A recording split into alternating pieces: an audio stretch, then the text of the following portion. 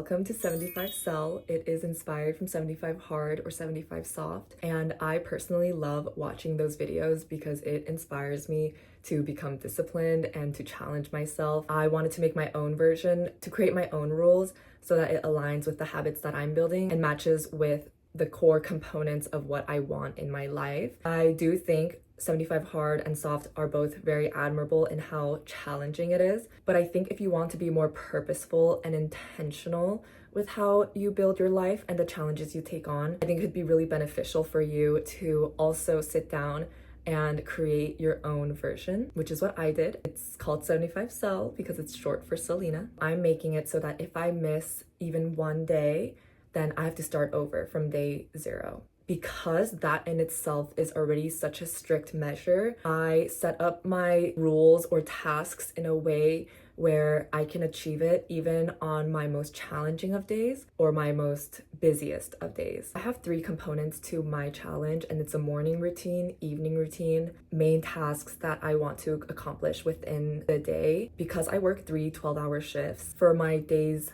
that I have work, I only am expected to do my morning and night routine. Whereas the days that I don't have work, I'm expected to complete the whole list. For the morning, I really wanted to focus on mindfulness and slowing down and being intentional with how I set up my day. Lately, I've just been waking up and immediately grabbing my phone. So no phone for the first 30 minutes, doing my morning pages, which is from The Artist's Way, EFT tapping, either meditation or listening to affirmations. And then for the evening, I have flossing, wearing my retainers, reading at least 1 page, and no phone 30 minutes before sleep. And then for my days off, like today, I am either going to do at least 10 minutes of something creative or 10 minutes of something educational, nursing related, and then fitness, which I need to at least change into workout clothes and step out the door. My morning is definitely more structured,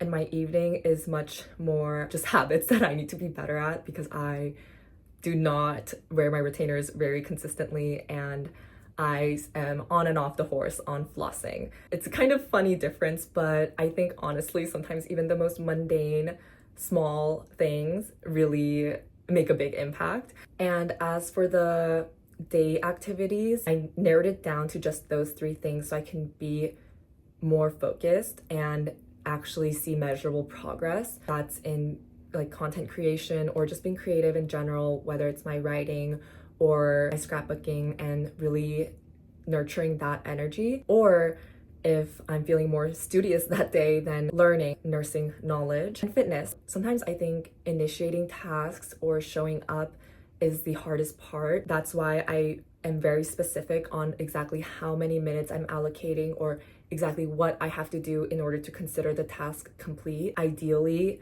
I do more than 10 minutes of something creative, or I do more than 10 minutes of studying. I do more than just step outside my door with my workout clothes on. That is usually the case.